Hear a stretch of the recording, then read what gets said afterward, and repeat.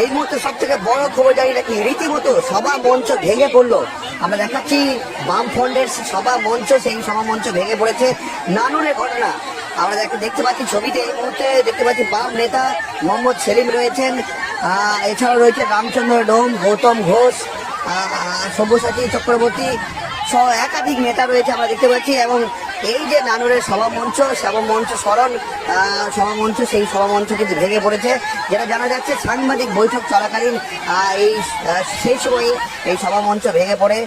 এবং দেখাচ্ছে সরাসরি এবং উপস্থিত রয়েছেন রাজ্য সম্পাদক মোহাম্মদ সেলিম, সব্যসাচী চ্যাটার্জি সহ গৌতম ঘোষ, রামচন্দ্র ডোম, একাধিক নেতা কর্মী। এবং রীতিমতো দেখতে পাচ্ছি দু একদিনের হাতে পায়ে লেগেছে।